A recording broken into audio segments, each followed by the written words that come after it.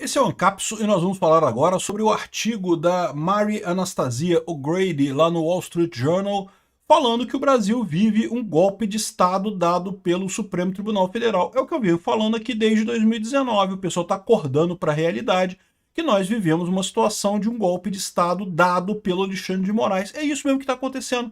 No momento que você começa a distorcer a Constituição, a desobedecer a Constituição, você está dando um golpe de Estado. E quem fez isso não foi o Bolsonaro. O Bolsonaro, em momento algum, saiu das 4 linhas da Constituição. Ah, ele criticou, ele falou grosso, ele falou um monte de... falou um monte de coisa, mas fazer coisas, ele não fez nada. E no final das contas, quem fez foi o STF, no final das contas. Eles estão dando um golpe desde 2019, diga-se de passagem. Mas ela traz uma visão aqui que eu achei bastante interessante, até porque ela critica o Bukele, que eu também tenho criticado, vocês sabem disso. Olha só, não me entenda mal, eu fui lá em El Salvador, eu vi a melhoria da qualidade de vida do pessoal devido à questão da eliminação das marras. Mas não tenha dúvida, um presidente que aprova reeleição eterna e 94% de votos numa eleição, isso não é normal, gente, isso não é democracia. O Bukele tem coisa errada lá em El Salvador, infelizmente, e ela está criticando também o Bukele aqui. Vamos entender esse caso aqui, porque é uma coisa muito importante o que ela está falando aqui. Ela está falando que a democracia na América Latina está seguindo o padrão do Chaves. E é isso mesmo. O que é o padrão do Hugo Chaves? É você corromper o judiciário e, através do judiciário, você tomar controle do país. Essa notícia foi sugerida por Vasco Perde pra Janja, Esclerovaldo Pinto e várias outras pessoas. Obrigado aí ao pessoal que sugeriu notícias lá no nosso site, no visãolibertaria.com. E obrigado a você que está assistindo o nosso vídeo. Se você gosta do nosso conteúdo, por favor, deixe o seu like, se inscreva aqui no canal, né? Pois bem, olha só, o Wall Street Journal, um jornal extremamente influente lá nos Estados Unidos, um jornal de extrema esquerda, mas que vocês sabem, essa colunista específica lá, a Mary Anastasia, isso é uma diferença lá nos Estados Unidos, tá? Embora você tenha muita força da esquerda lá nos Estados Unidos, os jornais de lá tendem a manter um certo equilíbrio, tendem a manter colunistas que têm a opinião contrária, né?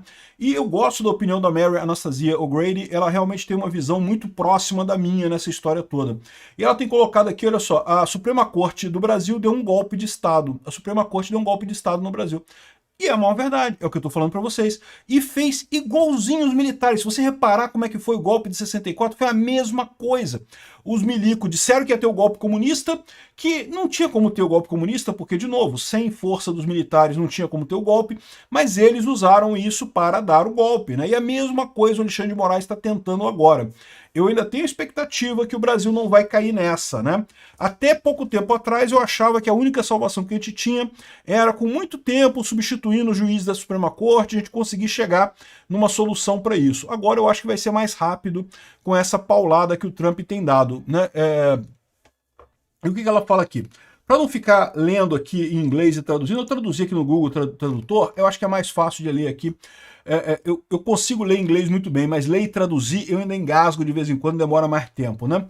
Então aqui, ó, a liberdade das Américas enfrenta um grau de perigo nunca visto desde a Guerra Fria. O maior risco não é, como aconteceu nas décadas de 60, 70 e 80, a tomada de poder por militares, né? Então, de fato, a gente teve, na década de 60, 70 e 80, a tomada do poder dos militares aqui na América Latina, não só no Brasil, teve na Argentina, teve no Chile, teve num monte de países por aqui, né? Os ditadores do século XXI estão copiando Hugo Chávez, que consolidou seu governo tomando controle das instituições democráticas quando era popular e em seguida prendeu seus opositores ou os exilou. Ou seja, exatamente o que está fazendo o Lula com o Bolsonaro. Prendeu o Bolsonaro e agora está proibindo ele de concorrer nas eleições no ano que vem. Faltou ela colocar aqui que tanto lá no caso do Hugo Chávez quanto aqui no caso do Brasil, com a cumplicidade da Suprema Corte, né? Como é que o Hugo Chávez conseguiu a cumplicidade da Suprema Corte? Ele aumentou o número de juízes para 35 juízes, indicou todos os juízes a mais, aí, ou seja, ele ficou com uma maioria folgada na Suprema Corte da Venezuela, e aí, com isso, ele conseguia fazer o que quisesse lá na Suprema Corte da Venezuela. O Lula não precisou fazer isso, é verdade. Por quê? Porque o Lula já tinha indicado a maior parte dos ministros do STF. O que aconteceu foi só que os ministros que eram moderados, que eram da centro-esquerda, que era justamente o Alexandre de Moraes e o Gilmar Mendes, ficaram chateadíssimos pelo fato do PSDB deixar de existir, né? O Dória ficou todo dolorido porque o PSDB sumiu do mapa da política brasileira Com ele, o Dória foi um dos grandes responsáveis por desaparecer com o PSDB. Infelizmente o Dória tem dinheiro, é um cara rico, e que tem muitas influências lá na elite aristocrática socialista brasileira, e daí fizeram essa campanha aí do Alexandre de Moraes e do Gilmar Mendes para destruir o Bolsonaro politicamente, né? Aí ela fala que ela critica o Bukele também, tá? O presidente de El Salvador, o Nayib Bukele, criou sua própria versão do chavismo, demitiu e substituiu todos os membros da corte institucional do país em 2021. E de novo, eu critiquei isso desde. Eu falei, ó, isso é estranho, esse negócio do Bukele, ok, o pessoal está dizendo que é a única solução, a coisa e tal. Eu não gosto desse tipo de solução. O devido processo legal, a liberdade de expressão e a liberdade de reunião não existem mais. Bukele agora controla o Tribunal Eleitoral. Em 2024, ele certificou as eleições para o Congresso, embora tenham sido marcadas por irregularidade e falta de transparência. É aquilo que eu falo para vocês. O Bukele conseguiu anular a Suprema Corte lá de El Salvador? Conseguiu, de fato. Conseguiu se manter no poder graças a isso e coisa e tal. Isso é uma coisa boa no longo prazo? Não. Isso tende a tornar ele um ditador, né? Qualquer um que critique o Bukele agora em El Salvador corre risco. Isso é um problema real, né? Não é esse o caminho que a gente quer. A gente quer mais segurança, mais prisões e coisa e tal, prisão de bandidos. Concordo 100% com você. Tem que prender mais bandido, tem que agredir mais o pessoal do crime, tem que combater mais o pessoal do crime. Agora, esse negócio de acabar com a justiça para favorecer o governo local para isso, eu fico um pé atrás com relação ao El Salvador. No mês passado, o Congresso de El Salvador, sob uma longa sombra de dúvidas sobre sua legitimidade, alterou a Constituição para permitir reeleição presidencial para o tempo indeterminado. Descanse em paz, democracia salvadorenha. Pois é, o Bukele agora nunca mais sai do poder lá em El Salvador, o que é uma coisa muito ruim. Não é possível que em El Salvador, um país tem muita gente capaz, muita gente capacitada, não tem uma outra pessoa tão capaz quanto o Bukele. Se é o Bukele, meu amigo, é porque virou uma ditadura mesmo, né? Ainda não é tarde para resgatar o Brasil de um retorno semelhante à ditadura. Olha só o que eu estou falando. E eu acho que é isso mesmo a posição que a gente está nesse momento. A gente está justamente no divisor de águas. Existe um risco muito sério da gente daqui para frente ir para o caminho da Venezuela. À medida que o Lula e o Alexandre de Moraes conspiram entre si cada vez mais para isolar o Brasil do mundo, para eles continuarem no poder, criou-se uma força agora para você evitar esse tipo de coisa, né? Acontecimentos recentes oferecem a esperança de que a tomada gradual de poder que se arrasta há 6 anos possa ser revertida. Ou seja, ela está aqui, em última análise, elogiando o Trump pelas medidas que o Trump tomou, né? O problema em Brasil... Aqui, olha só, o problema em Brasília começou em 2019, quando o Supremo Tribunal Federal alegou ter sido vítima de calúnias e ameaças e invocou uma norma interna que conferia poder para instaurar inquéritos secretos sobre supostos crimes contra seu membro. Olha o que eu falo para vocês, esse golpe começou em 2000, foi o inquérito das fake news. Por quê? Por que é isso? Porque, como é que é um golpe? Um golpe acontece quando você desrespeita a Constituição. E no Brasil, historicamente, a Constituição era desrespeitada pelo Executivo. O presidente desrespeitava a Constituição. Foi o que aconteceu em 64. O golpe em 64 não foi no dia 31 de março. No dia 31 de março, normalidade democrática absoluta. Os tanques desceram lá de Juiz de Fora, um protesto militar sério, é verdade, uma manifestação séria, mas o Jango fugiu para o Uruguai. Ou seja, o Congresso decretou vacância, isso segue a Constituição, era o panorama da Constituição de então. Não teve nada de errado. O Mazzilli assumiu a presidência do Brasil, que era o presidente da Câmara na época, era o Hugo Mota da época, e depois fizeram uma eleição interna, uma eleição indireta na Câmara, como era previsto na Constituição, e assumiu o Castelo Branco. O problema foi no dia 6 de abril. No dia 6 de abril é que foi o golpe, que foi quando o Castelo Branco decretou o AI-1.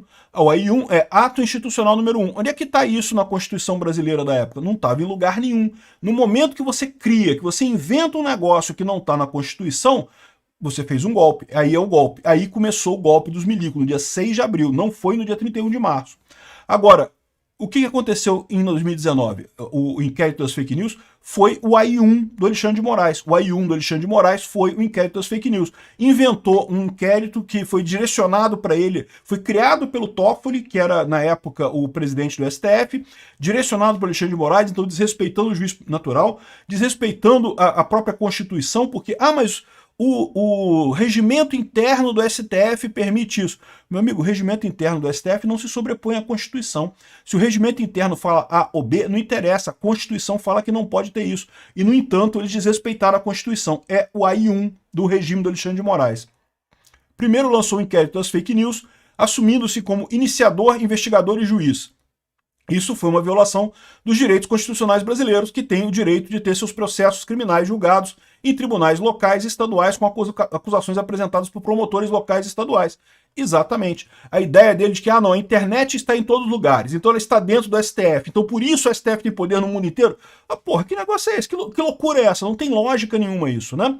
Então, o que o pessoal está falando aqui é isso aí. Esse foi o golpe. E desde então, desde 2019, desde esse momento, esse pessoal tem atuado contra Bolsonaro. Não tenha dúvida nenhuma, se não fossem as enormes manifestações populares a favor de Bolsonaro durante o governo dele, teriam derrubado o Bolsonaro na marra. O STF teria feito isso. Não fez porque viu que não tinha clima. Se tivesse, teria derrubado o Bolsonaro na marra. Aqui, ó, o ministro Alexandre de Moraes tinha a reputação de oposição ao então presidente Jair Bolsonaro, foi escolhido a dedo pelo então presidente do STF, o Dias Toffoli, para conduzir o inquérito, embora a designação dos ministros deva ser aleatória, devia ter havido sorteio, né? Desde então, a maquininha de sorteio do STF nunca mais funcionou. Só sorteia o Alexandre de Moraes. Os casos que ele não pega é só quando ele não quer pegar o caso. Investigadores monitoraram as contas de pessoas politicamente incorretas nas redes sociais, criminalizaram suas opiniões e prenderam preventivamente. Alguns juristas reclamaram que o tribunal estava violando a imparcialidade, a liberdade de expressão e o sistema adversarial de justiça. Mas o Senado se esquivou do seu dever de disciplinar o tribunal. De novo, tá lembrando o problema do Pacheco. Na época era o Pacheco o presidente do Senado. O Pacheco deveria... Na verdade, nessa época era o Alcolumbre também, né?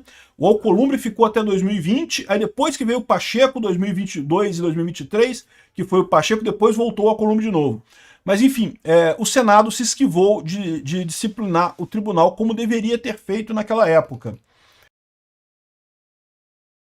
Em decisão do STF de março de 2021 de anular a condenação do presidente Lula, que havia sido confirmada 2 vezes em segunda instância, inflamou ainda mais a direita brasileira. Foi um absurdo. Aí que tá. A continuação disso foi o quê? Foi soltar o Lula. E soltar o Lula pelo golpe. É verdade. Por quê? Porque eles sabiam que na eleição Bolsonaro ganharia de qualquer um. Eles fizeram pesquisa, viram que não tinha para ninguém, não tinha nenhuma outra pessoa que pudesse ganhar do Bolsonaro. A única chance que eles tinham era o Lula. E ó, eu falei isso para vocês antes deles anularem a condenação do Lula. Eu falei, olha, esse pessoal está se preparando para anular a condenação do Lula. Os deploráveis recorreram às redes sociais, o tribunal tentou silenciá-los, mas alguns formadores de opinião populares estavam fora do país e fora do alcance dos juízes. Assim, em julho de 2021, eles iniciaram um inquérito da milícia digital, visando empresas de tecnologia e suas plataformas. Ou seja, começaram a querer censurar todo mundo. Isso os forçou a censurar conteúdo, desmonetizar brasileiros que tinham opiniões que o tribunal considerou inaceitáveis, ou seja, é um tribunal de opinião. Você não pode ter a sua opinião sua está inválida, não pode ter a sua opinião. O que é um absurdo. Mesmo opiniões idiotas têm que ter vez no discurso nacional, né? Enfim, aí fala que o descumprimento significou que empresas não podiam mais operar no Brasil, está falando do caso do bloqueio do X, evidentemente. O ministro Moraes também chefiou o Tribunal Superior Eleitoral durante a campanha presidencial de 2022, que opôs Lula ao Bolsonaro. O ministro tornou o tribunal notavelmente mais político do que antes, monitorando ativamente o discurso de partidos, candidatos e cidadãos e censurando aqueles com quem discordava. E olha só, ela nem entrou aqui no caso da Vaza Toga, para ver como que o Alexandre de Moraes censurava as pessoas. Não tinha nada de denúncia anônima, não. Era a Joyce Hasselman e o Alexandre Frota e o Rodolfo Rodrigues e o Pacheco mandando dica para ele. Aqui, ó, censura fulano, censura Beltrano, não sei o que lá, censura não sei o que lá. E, ou seja, era tudo construído para censurar determinadas pessoas, né? Quando o senhor Silva foi declarado vencedor da eleição, a polarização acirrada se intensificou. Alguns apoiadores de Bolsonaro recusaram-se a aceitar os resultados. Eles queriam a intervenção dos militares e durante meses realizaram protestos pacíficos em frente a quartéis em todos os países. Exatamente o que aconteceu. O senhor da Silva tomou posse sem incidentes no dia 1º de janeiro de 2023, mas uma semana depois, um grupo de bolsonaristas, eu nem sei se eram bolsonaristas, tá? Porque eu sempre falo para vocês, muita gente que estava na manifestação do dia 8 de janeiro já estava criticando o Bolsonaro, chamavam o Bolsonaro de frouxonaro, não, porque frouxonaro, não sei o que lá, eles queriam o golpe mesmo, né? Já não gostavam tanto do Bolsonaro assim, mas beleza. Algumas pessoas entraram, houve violência e vandalismo, o tribunal classificou a ação como uma tentativa de golpe. Mas a maioria dos envolvidos parecia ser desavisados de tênis vagando pelo local sem armas. Nenhum soldado saiu das instalações militares. Ou seja, que porra de golpe é esse que só tem na cabeça do Alexandre de Moraes, né? Aí, o ministro Moraes instaurou 3 novos inquéritos secretos, cerca de 1.500 suspeitos foram presos, alguns mantidos presos por anos, aguardando julgamento, alguns foram condenados a penas severas por transgressões menores. Olha como é que tá extrapolando isso. Isso aqui, meu amigo, isso aqui é um jornal que é muito visto lá nos Estados Unidos. O pessoal tá vendo essa opinião, tá muito claro isso daqui. Dava para criticar ainda mais o Alexandre de Moraes, dava para criticar ainda mais, mas ela tá indo no caminho certo, né? Em um país onde a violência da esquerda é recebida com compreensão, as punições pareceram, em muitos casos, excessivamente severas. Exatamente, a esquerda quebrou tudo em 2017, um monte de quebra-quebra lá na época do Temer, e cadê a punição? Não teve nada, né? O tribunal alegou conspiração e iniciou investigações com o objetivo de descobrir desinformação disseminada por autores intelectuais e não sei o que lá, e Bolsonaro e seu círculo íntimo ainda enfrentam julgamento por supostamente tramarem um golpe. Sendo que na semana seguinte à eleição, que o Lula ganhou a eleição, na semana seguinte já tinha iniciado o processo de transição. Que porra de golpe é esse que o Bolsonaro... Caralho, não tem golpe nenhum, começou a transição uma semana depois, cacete. Independente do que você pense do senhor Bolsonaro, está claro que a política tomou conta do tribunal. A direita no Senado brasileiro está tentando mobilizar votos necessários para o impeachment do Alexandre de Moraes e restaurar a imparcialidade judiciais. As elites estão começando a reclamar dos juízes embriagados de poder. Infelizmente, as tarifas do Trump sobre importações brasileiras impulsionaram o nacionalismo e o apoio ao Silva. Nem impulsionaram tanto assim, tá? É porque lá nos Estados Unidos eles estão vendendo essa ideia. Eles querem criticar o Trump, querem dizer que o Trump fez coisa errada, aí estão dizendo que melhorou a situação do... Nem melhorou tanto assim não, né? Mas a decisão do Trump nos Estados Unidos de impor sanções ao Moraes parece ter chamado a atenção de outros membros do tribunal que, sem dúvida, entendem que podem haver mais se o Brasil não encontrar uma maneira de restaurar o Estado Democrático de Direito. Excelente notícia, excelente coluna dela. Por quê? Porque explica exatamente o que está acontecendo aqui no Brasil. Achei muito positivo isso.